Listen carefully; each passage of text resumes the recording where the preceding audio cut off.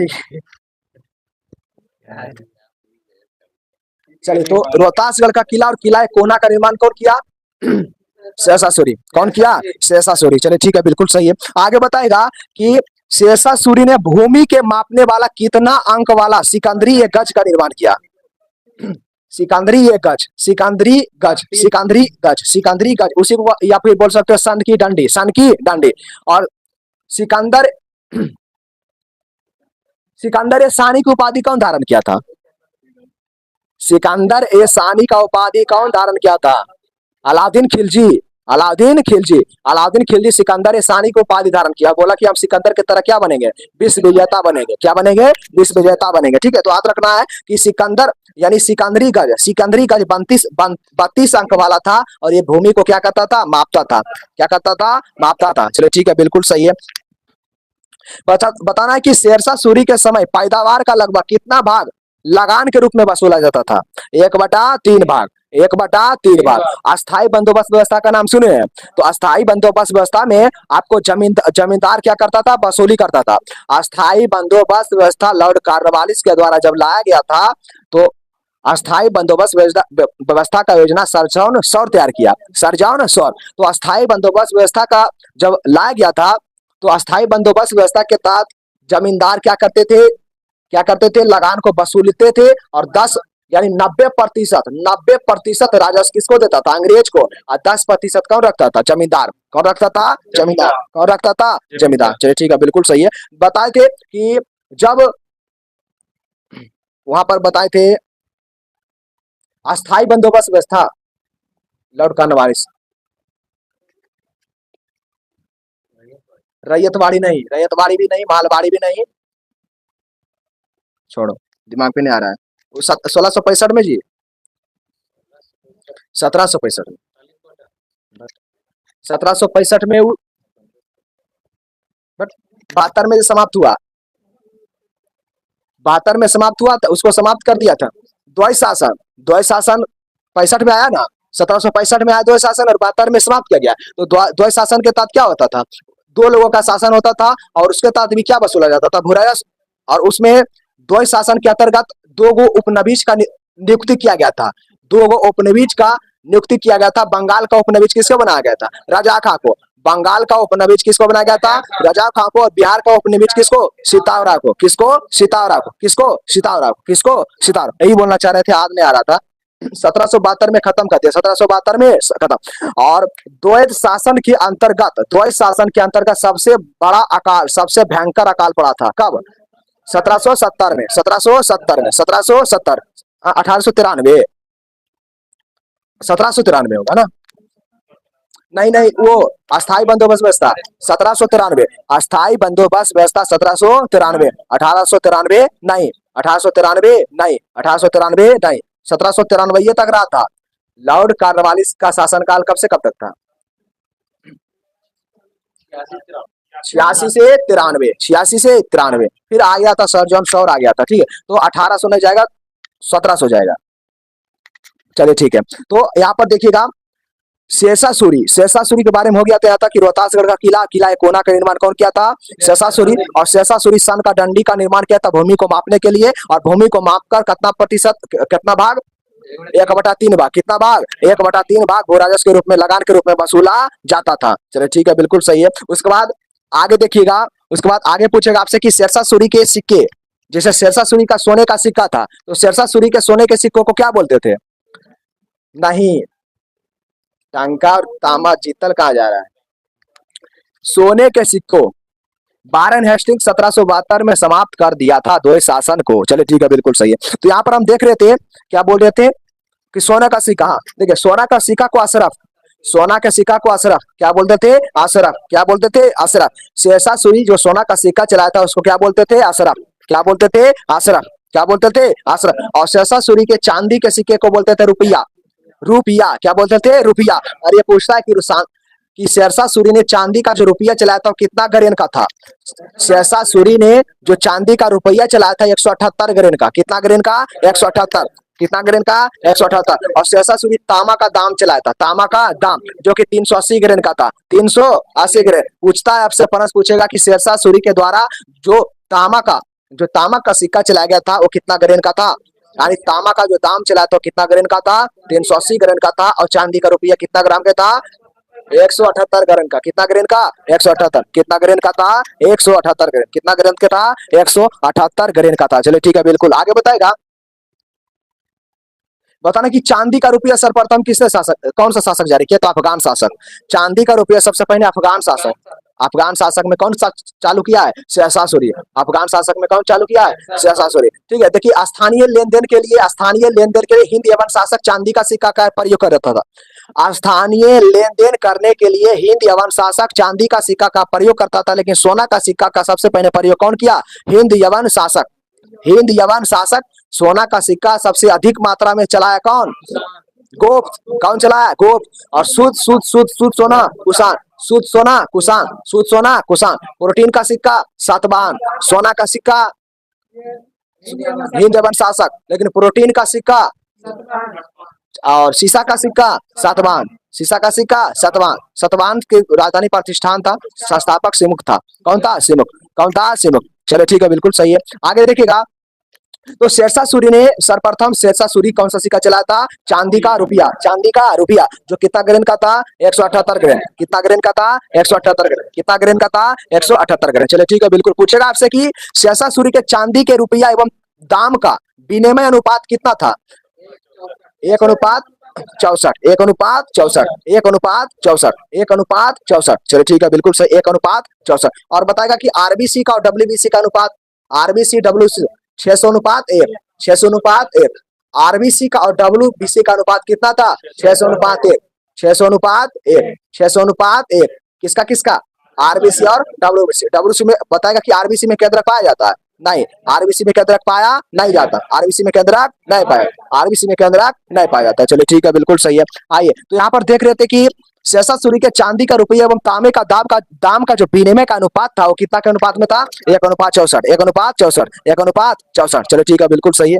आगे बताएगा कि शेरशाह सूरी के समय तांबे के सिक्के को, यानी कह रहा है कि शेरशाह सूरी के समय तांबे के अन्य सिक्के थे। मतलब शेरशाह सूरी के समय तांबा का जो अन्य सिक्का था वो कौन कौन था, तो एक याद रखना, अधोला, अधोला, अधोला, अधोला और पावला, अधोला और पावला। आधा और बिख नामक सिक्का कौन जारी किया है, आधा और बिख नामक सिक्का तुगलक वंश के कौन शासक था, आधा और बिख नामक सिक्का फिरोज शाह तुगलक, फिरोज शाह तुगलक। जिसका मृत्यु कब हुआ, फिरोज शाह तुगलक का मृत्यु कब हुआ, 1388, 1388। पुनः तैमूर लंकाया कब, 1398, 1398। तैमूर लंका सेनापति कौन था, खिरिज खां। तैमूर लंका सेनापति कौन था, खिरिज खां का बेटा था शाहरुख। खिरिज खां का बेटा, तैमूर लंका बेटा था शाहरुख। तैमूर लंका बेटा कौन था, शाहरुख। तैमूर लंका बेटा कौन था, शाहरुख। और शाहरुख को नियमित रूप से कर कौन भेजता था, खिरिज खां। वही खिरिज खां जिसने रैयत आला की उपाधि धारण किया था। कौन सा उपाधि, रैयत आला, रैयत आला। 1451 तक शासन कर रहा था, किसका, सैयद वंश का। गुल खिले तो सैयद लोधी, गुल खिले तो सैयद लोधी। दिल्ली सल्तनत में सबसे अधिक शासनकाल कौन सा वंश का था, तुगलक वंश का। सबसे कम शासन किसका था, खिलजी वंश का। सबसे कम शासन खिलजी। तो शेरशाह सूरी के समय तांबे के अन्य सिक्के थे जिसका नाम था अधोला और पावला, अधोला और पावला। आधा और बिख नामक सिक्का फिरोज शाह तुगलक, जिसके दरबार में 1,80,000 दास रहता था। और दास के लिए दीवाने बंदगाल नामक विभाग का निर्माण कौन किया था, फिरोज शाह तुगलक, फिरोज शाह तुगलक। 24 कष्टदायक कार्य को आपको हटा दिया था कौन, फिरोज शाह तुगलक। 24 कष्टदायक कर को हटा दिया था कौन, फिरोज शाह तुगलक। यही फिरोज शाह तुगलक था जिसके दरबार में 1,80,000 क्या रहता था, दास रहता था। यही फिरोज शाह तुगलक जिसने नारों का जाल बिछा दिया। जौनपुर शहर का निर्माण, जिसे भारत का सिराज कहते हैं, भारत का सिराज। जौनपुर शहर को क्या कहते हैं, भारत का सिराज, भारत का सिराज। जौनपुर शहर को क्या कहते हैं, भारत का। तो जौनपुर, फिरोजाबाद, फतेहाबाद, ये सब का निर्माण कौन किया था, फिरोज शाह तुगलक। कौन किया था, फिरोज शाह तुगलक। चलो ठीक है, बिल्कुल सही है। तो यहाँ पर देखिएगा, शेरशाह सूरी का जब मृत्यु हो गया ना, उसके बाद शेरशाह सूरी का उत्तराधिकारी बने थे, उसका पुत्र था इस्लाम शाह।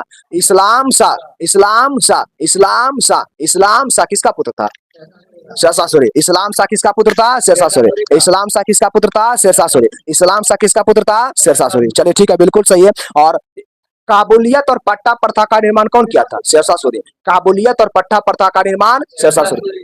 काबुलियत और पट्टा प्रथा का निर्माण कौन किया था? शेरशाह सूरी। एक था मुर्शिद कुली खां। अच्छा बताइएगा, बंगाल के संस्थापक कौन थे? मुर्शिद कुली खां। तो मुर्शिद कुली खां था ने, मुर्शिद कुली खां बंगाल का संस्थापक था। बंगाल अलग हुआ था मुगलों से। किससे? मुगलों से। जब बंगाल मुगल से अलग हुआ तो ऋण देता था, ऋण देता था, लेकिन अलीवर्दी खां शासक बना तो ऋण देना बंद कर दिया।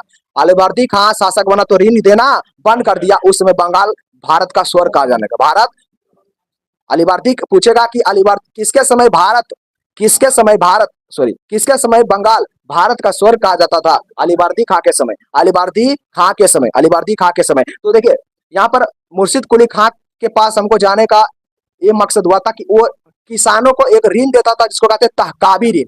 तहकाबी ऋण, तहकाबी ऋण, किसानों को तहकाबी ऋण देने वाला मुगल, आपको बंगाल का शासक कौन था? मुर्शिद कुली खां।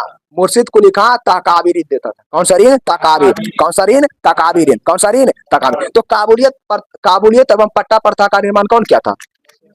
शेरशाह सूरी। शेरशाह सूरी। अरे तहकाबी ऋण वहां जाएगा। तो काबुलियत प्रथा और पट्टा प्रथा का निर्माण करने वाला शासक कौन था? शेरशाह सूरी। कौन था? शेरशाह सूरी। और बता चुके हैं कि शेरशाह सूरी पुनः पाटलिपुत्रा से पटना 1541 में, पटना पाटलिपुत्रा से पुनः पटना कब स्थापित किया? 1541। कब किया था? 1541। ग्रांड ट्रेक का रोड का मरम्मत कौन करवाया? शेरशाह सूरी। शेरशाह सूरी ने डाक प्रथा का प्रचलन किया, डाक प्रथा का प्रचलन किया। ठीक, याद रखना है। हम भी डिस्कशन में आऊंगा, मत आइए, ठीक है? नहीं आना है तो क्या बोल रहे हैं?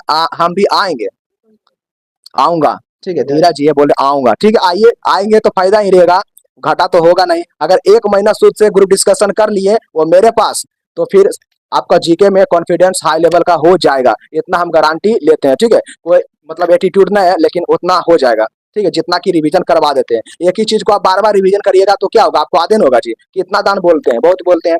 चलिए आइए, अकबर, अकबर आइए, अकबर, अकबर। शेरशाह सूरी काम खत्म हो गया, जीतल टाइम हो गया ना। वेलकम। एड्रेस बिहार शरीफ,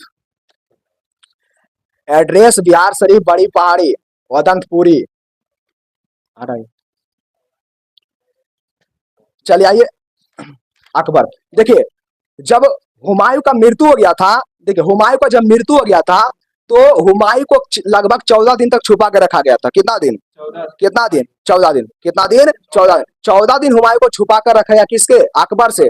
क्योंकि अकबर बचपना था उस समय, जिस समय इसका मृत्यु हो गया था, बचपन उसमें उसका क्या था? बहुत बचपना था, इसीलिए हदस जाता, इसीलिए यानी 14 वर्ष का मात्र था। कितना वर्ष के? 14।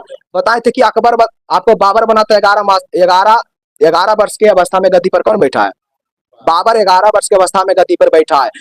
जोड़ लीजिए 1484 से, 1484 से 1483 से 11 बार जोड़िएगा तो होगा 1494। तो बाबर फरगना का शासक 1494 में बना है। और इसका, बाबर का जन्म 14 फरवरी 1483। बाबर माता की ओर से चंगेज खां का वंशज का, और पिता की ओर से तैमूर लंग का वंशज। पिता की ओर से तैमूर लंग, पिता की ओर से कौन सा वंश के था? तैमूर लंग। तो देखिए जब हुमायूं का मृत्यु हो गया तो छुपा कर रखा गया। किसको? हुमायूं को। जानकारी नहीं, हुमायूं का जब मृत्यु हुआ ना तो अकबर से छुपा कर रखा गया था हुमायूं को, और लगभग ये 14 दिन तक रखा गया था कि जानकारी ना हो, जानकारी ना हो। तो जब हुमायूं का मृत्यु हो गया, हुमायूं का मृत्यु होने के बाद बताए, अच्छा पहले बताए अकबर का जन्म कब हुआ था? बता चुके थे 1542। 41 में शादी किया था पगला, 41 में शादी किया था, 42 में जन्म हुआ था, ठीक है? आपको पंजाब के बीरसाल के माल में, पंजाब के बीरसाल के माल में हुआ था। चलिए ठीक है, बिल्कुल से पंजाब में बीरसाल के माल में हुआ था। तो देखिए आपको पता होगा कि 1542 में किसका जन्म हुआ? अकबर का। तो अकबर का 1542 में जन्म हुआ ना, तो अपना 5 साल ये अपने पिता और माता के साथ नहीं रहा था अकबर, बैरम खां नहीं रहा था। बैरम खां को तो संरक्षण बनाया गया था, वो आगे बढ़ेंगे, वो आगे बताएंगे। देखिए आपको, देखिए यहाँ पर बता रहे थे कि जब अकबर का जन्म हुआ, अकबर का जब जन्म हुआ 1542 में, तो 1542 से 5 जोड़िएगा 1547 तक, 1547 तक किसके पास रहा था? तो कामरान के पास। किसके पास? कामरान। कामरान इसका क्या था? चाचा था। तो 5 साल तक चाचा के पास रहा, किसके पास? कामरान के पास। किसके पास? कामरान। तो पूछेगा कि अकबर अपना माता अकबर अपना माता के पिता के पास कब से रहने लगा? तो 1547 से। 1547 से 1547 से 1547 से 1547 से। और देखिए बचपन में अपने पिता के साथ हुमायूं के साथ एक वो युद्ध लड़ा है 1555 का, जिसका नाम है कौन सा युद्ध? मच्छीबाड़ा। मच्छीबाड़ा। मच्छीबाड़ा। मच्छीबाड़ा। चलिए ठीक है, बिल्कुल सही। कौन सा युद्ध? मच्छीबाड़ा के। कौन सा युद्ध? मच्छीबाड़ा के। चलिए ठीक है, उसी को कहते हैं सरहिंद। क्या कहते हैं उसको? सरहिंद। क्या कहते हैं? सरहिंद। क्या कहते हैं? सरहिंद। तो सबसे पहले अपना जीवन काल में प्रथम युद्ध कौन सा लड़ा? पूछेगा मच्छीबाड़ा। कौन सा युद्ध लड़ा? मच्छीबाड़ा। चलिए ठीक है, बिल्कुल सही, मच्छीबाड़ा। ए धीरज जी, ऐसा कुछ आप सब कमेंट मत करिए, ठीक है? आराम से पढ़िए। झूठ मूठ के जितना कमेंट करने में दिमाग लगाते रहते हैं उतना ध्यान देके कम से कम सुनिए। गजब है। जे मन पाया जे कमेंट। कमेंट करने से बढ़िया आराम से सुनिए। क्या आप बच्चे की तरह बच्चे की तरह आराम से रहते हैं, ठीक है? आप भी अंजलि जी जो भी हो, कमेंट करने पर ध्यान कम दीजिए, ठीक है? आप रिप्लाई नहीं दीजिए। या फिर आप चाहते हैं मुक्ति पाना, आप चाहते हैं किसी दूसरे के कमेंट से मुक्ति पाना, तो आप वहां से जाइएगा, कमेंट में आता है डिलीट, आपको हाइड का ऑप्शन, आप हाइड कर दीजिएगा, तो आप उसके चैट को नहीं देख पाइएगा, ठीक है? ये भी बात जानकारी दे दिए। जिससे आपको प्रॉब्लम हो रहा है कि उसका चैट हम नहीं देखें, तो उसमें हाइड का ऑप्शन आता है, हाइड कर दीजिए आराम से। आप नहीं देख पाइएगा तो कुछ नहीं होगा। चलिए ठीक है। तो जब हुआ क्या 1555 में जब दोबारा गति पर हुमायूं बैठा, उस समय सरहिंद का उस समय सरहिंद बोल दिए, मच्छीबाड़ा हो गया था। 1555 में मच्छीबाड़ा हो गया था। मच्छीबाड़ा हो गया था। देखिए 1555 में 1555 में 1555 में बाबर सॉरी 1555 में अकबर को हुमायूं ने लाहौर का सूबेदार बनाया। कहाँ का? ये बात पूछेगा। जब 1555 में भी जिंदा था, 1555 में हुमायूं क्या था? जिंदा था। तो जिस समय हुमायूं जिंदा था ना, उस समय लाहौर को सूबेदार बना दिया। किसको? अकबर को। किसको? अकबर को। किसको? अकबर को। याद रखना है। तो पूछेगा कि अकबर को हुमायूं ने पंजाब का सूबेदार कब बनाया? 1555 में। पंजाब बोल दिए, सॉरी सॉरी, लाहौर का। कहाँ का? लाहौर। लाहौर कहाँ पड़ता है? पाकिस्तान में पड़ता है, पंजाबी प्रांत में पड़ता है, इसलिए बोला गया होगा। तो लाहौर, ये प्रश्न पूछेगा आपसे कि लाहौर का सूबेदार अकबर कब बना? 1555 में। 1555 में। तो गद्दी पर बैठने के समय अकबर कहाँ का सूबेदार था? लाहौर का। कहाँ का था? कहाँ का था? लाहौर का। तो ये भी प्रश्न पूछता है, कहाँ का था? लाहौर का। उसके बाद 1556 में आपको दीनपना नामक लाइब्रेरी के सीढ़ियों से गिरकर 56 में किसका मृत्यु हो जाता है? हुमायूं का मृत्यु। किसका मृत्यु हो जाता है? हुमायूं का मृत्यु हो जाता है। और कहा जाता है कि आपको 14 से 20, 15, 17 दिन तक छुपा कर, इसमें डेट फिक्स नहीं है, इसको जानकारी के लिए बता देते, पूछता है। लगभग 14 से 17, 18, 19 दिन तक इसको अकबर को पता नहीं चले, इसलिए हुमायूं को क्या छुपा कर रखा था। हाँ, छुपा कर रखा था उसका सबको। किसका? सबको। हुमायूं को, सबको। चलिए ठीक है, बिल्कुल सही है। देखिए, और 1556 में जब मृत्यु हो गया, 1556 में किसका मृत्यु हो गया? हुमायूं का। और हुमायूं को कहाँ दफनाया गया? हुमायूं को कहाँ? दिल्ली में। हुमायूं को कहाँ दफनाया गया? दिल्ली में। कहाँ दफनाया गया? दिल्ली में। हुमायूं को कहाँ दफनाया गया? दिल्ली में दफनाया गया, ठीक है, याद रखना है। उसके बाद जब हुमायूं का मृत्यु हो गया, उसके बाद गद्दी पर 1556 में कौन बैठता है? कौन बैठता है? अकबर बैठता है। कब बैठता है? 1556 में। 1556। चलो ठीक है, बिल्कुल सही है। और देखिए पूछेगा आपसे कि अकबर अकबर अपना राज अभिषेक कहाँ किया था? तो पंजाब के कलानौर में। वहीं पर गुरुदासपुर है। पंजाब के कलानौर के पास गुरुदासपुर, ठीक, याद रखना है। मिर्जा अब्दुल कासिम ने राजाभिषेक करवाया था। मिर्जा अब्दुल कासिम। हाँ, अब्दुल या अब्दुल होगा, ठीक है। मिर्जा अबुल कासिम। चलिए ठीक है। तो पूछेगा आपसे यही प्रश्न पूछेगा आपसे कि क्या बोल रहे थे कि अकबर को राज अभिषेक कौन करवाया?